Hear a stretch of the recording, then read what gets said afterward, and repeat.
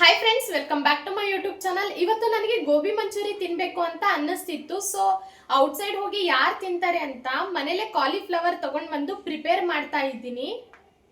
Cauliflower ಇಂದನಾದ್ರೂ ಮಾಡ್ಕೋಬಹುದು, ಇಲ್ಲ ಅಂದ್ರೆ ಕ್ಯಾಬೇಜ್ ಇಂದನಾದ್ರೂ ಮಾಡ್ಕೊಳ್ಬಹುದು.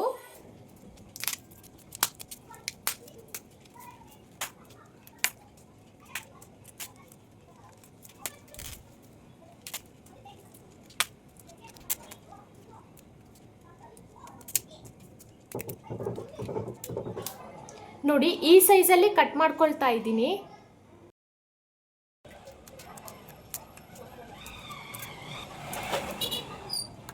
ನೋಡಿ, ಇಲ್ಲಿ ಈ ಕಾಲಿಫ್ಲವರ್ ಅಲ್ಲಿ ಈ ತರ ಸಣ್ಣ ಸಣ್ಣ ಹುಳಗಳು ಇರುತ್ತೆ, ಹುಷಾರಾಗಿ ನೋಡಿಕೊಂಡು ತೆಗಿಬೇಕು. ಈ ಕಾಲಿಫ್ಲವರ್ನ ಸ್ವಲ್ಪ ಉಪ್ಪು ಹಾಕಿ 2ರಿಂದ 3 ಸಲ ವಾಶ್ ಮಾಡ್ಕೊಳ್ಬೇಕು.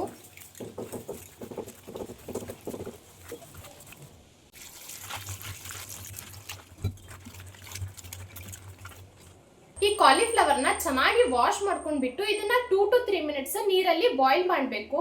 ಅವಾಗ ಇದಕ್ಕೆ ಅಂಟ್ಕೊಂಡಿರೋ ಕೆಮಿಕಲ್ಸ್ ಮತ್ತೆ ಹುಳಗಳೆಲ್ಲ ಅವಾಗ ಹೋಗುತ್ತೆ.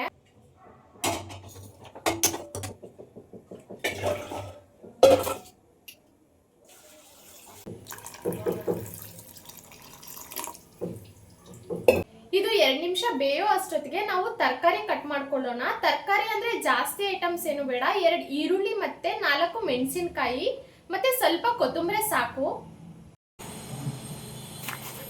2 ಈರುಳ್ಳಿನ ಸಣ್ಣ ಸಣ್ಣದಾಗಿ ಕಟ್ ಮಾಡ್ಕೊಳ್ತಾ ಇದ್ದೀನಿ.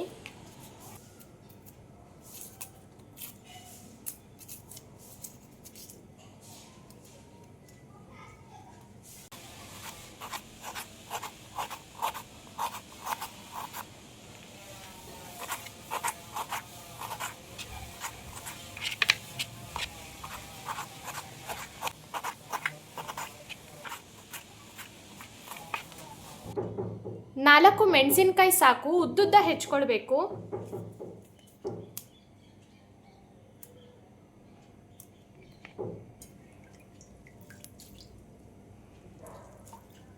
ಹಾಗೆ ಸ್ವಲ್ಪ ಕೊತ್ತಂಬರಿ.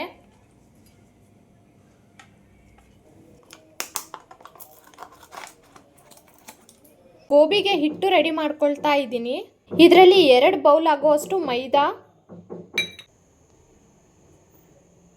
ಮತ್ತೆ ಇದೇ ಅಳತೆಯಲ್ಲೇ 2 ಬೌಲ್ ಆಗುವಷ್ಟು ಕಾರ್ನ್ಫ್ಲೋರ್ ಹಾಕ್ತಾ ಇದ್ದೀನಿ. ಇಷ್ಟು ಉಪ್ಪು ಹಾಕ್ತಾ ಇದ್ದೀನಿ. ಇಷ್ಟು ಖಾರದ ಪುಡಿ. ಇದಿಷ್ಟನ್ನು ಹಾಕಿ ಗೋಬಿ ಹದದಲ್ಲಿ ಕಲಿಸ್ಕೋಬೇಕು.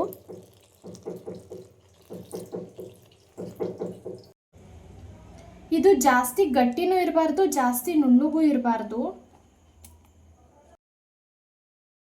ಈ ಥರ 1 ಗಂಟೆ ಇಲ್ಲದೆ ಇರೋ ಥರ ಕಲಿಸ್ಕೊಳ್ಬೇಕು. ಈ ಕನ್ಸಿಸ್ಟೆನ್ಸಿಯಲ್ಲಿ ಇದ್ರೆ ಸಾಕು. ಇದನ್ನ ಒಂದು 2 ಮಿನಿಟ್ಸ್ ಎತ್ತಿಡಬೇಕು. ಬೇಯಿಸಿದ್ವಲ್ಲ, ಇದನ್ನ ನೀರನ್ನ ಸಪ್ರೇಟ್ ಮಾಡ್ಕೊಳ್ಬೇಕು. 2 ಮಿನಿಟ್ಸ್ ಆದಮೇಲೆ ಈ ಗೋಬಿ ಎಲ್ಲ ಇದಕ್ಕೆ ಹಾಕ್ಕೊಳ್ಬೇಕು.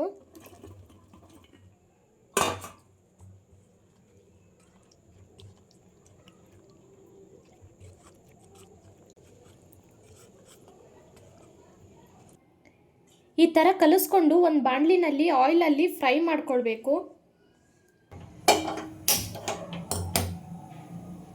ಡೀಪ್ ಫ್ರೈ ಮಾಡೋಕ್ಕೆ ಎಷ್ಟು ಆಯಿಲ್ ಬೇಕೋ ಅಷ್ಟು ಹಾಕ್ಕೊಳ್ಬೇಕು.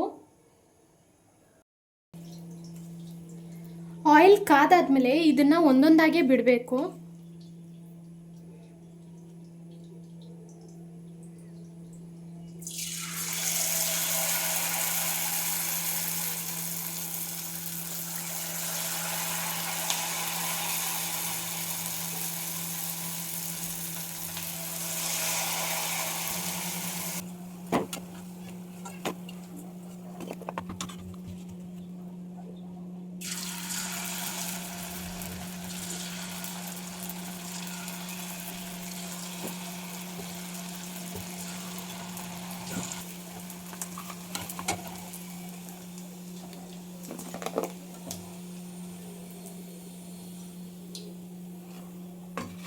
ನೋಡಿ, ಇಷ್ಟು ಡ್ರೈ ಗೋಬಿ ರೆಡಿ ಆಗಿದೆ. ಇದಕ್ಕೆ ಒಗ್ಗರಣೆ ಹಾಕಬೇಕು. ಒಗ್ಗರಣೆ ಹಾಕಕ್ಕೆ ಒಂದು ಸಾಸ್ ರೆಡಿ ಮಾಡ್ಕೊಳ್ಬೇಕು.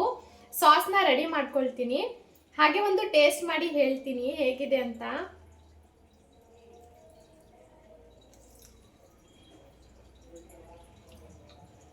ಕ್ರಿಸ್ಪಿ ಆಗಿದೆ, ಚೆನ್ನಾಗಿದೆ. ಜಾಸ್ತಿ ಫ್ರೈ ಆಗಬಾರ್ದು ನೋಡಿ, ಇಲ್ಲಿ ಇದು ಪರ್ಫೆಕ್ಟಾಗಿ ಆಗಿದೆ. ಸಾಸ್ನ ರೆಡಿ ಮಾಡ್ಕೊಳ್ಳೋಕ್ಕೆ ಒಂದು ಬೌಲಲ್ಲಿ ಸ್ವಲ್ಪ ಕಾರ್ನ್ ಫ್ಲೋರ್ ಹಾಕಬೇಕು, ಹಾಗೆ ಸ್ವಲ್ಪ ಉಪ್ಪು, ಸ್ವಲ್ಪ ಖಾರದ ಪುಡಿ, ಸ್ವಲ್ಪ ಪೆಪ್ಪರ್ ಪೌಡರ್, ಹಾಗೆ ಸ್ವಲ್ಪ ಟೊಮ್ಯಾಟೊ ಕೆಚಪ್ ಹಾಕ್ತಾ ಇದ್ದೀನಿ. ಇದಕ್ಕೆ ಸ್ವಲ್ಪ ನೀರು ಹಾಕ್ಕೊಂಡು ಎಲ್ಲ ಮಿಕ್ಸ್ ಮಾಡ್ಕೊಳ್ಬೇಕು.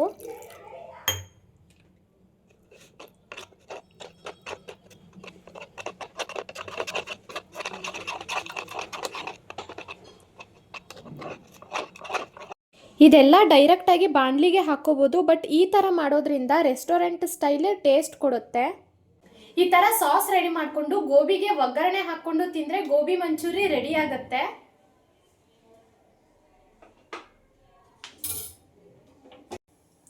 ಒಂದು ಬಾಣಲಿಗೆ ಆಯಿಲ್ ಹಾಕ್ಕೋಬೇಕು. ಸಣ್ಣದಾಗಿ ಕಟ್ ಮಾಡ್ಕೊಂಡಿರೋ ಈರುಳ್ಳಿ,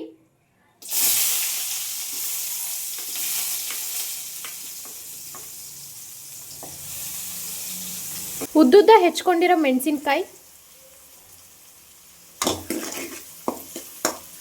ಹಾಗೆ ಸ್ವಲ್ಪ ಕರಿಬೇವು, ಸ್ವಲ್ಪ ಶುಂಠಿ ಬೆಳ್ಳುಳ್ಳಿ ಪೇಸ್ಟ್, ಹಾಗೆ ರೆಡಿ ಮಾಡಿ ಇಟ್ಕೊಂಡಿದ್ವಲ್ಲ ಅದು ಸಾಸ್ ಹಾಕ್ಕೊಳ್ತಾ ಇದ್ದೀನಿ. ಸ್ವಲ್ಪ ಈ ಗ್ರೇವಿಗೆ ವಿನೆಗರ್ ಇದ್ದರೆ ವಿನೆಗರ್ ಹಾಕ್ಕೊಳ್ಳಿ, ಇಲ್ಲಾಂದರೆ ಸ್ವಲ್ಪ ನೀರು ಹಾಕ್ಕೊಳ್ಳಿ.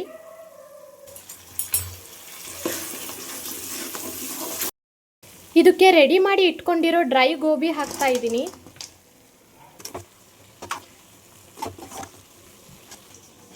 ಇದನ್ನು ಚೆನ್ನಾಗಿ ಮಿಕ್ಸ್ ಮಾಡ್ಕೊಳ್ಬೇಕು.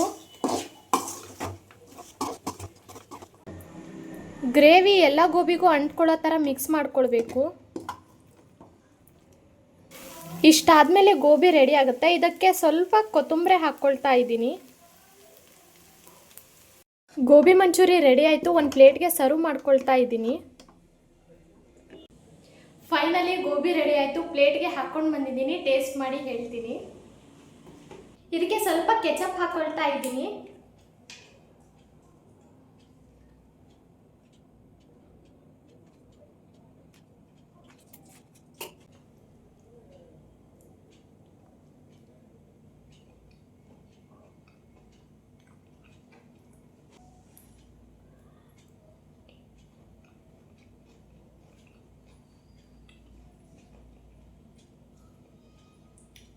ಚೆನ್ನಾಗಿದೆ.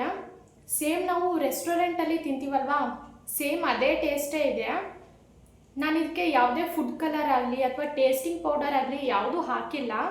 ಸೊ ನೀವು ಒಂದ್ಸಲ ಮನೇಲಿ ಟ್ರೈ ಮಾಡಿ ನೋಡಿ. Thank you for watching. Subscribe for more videos.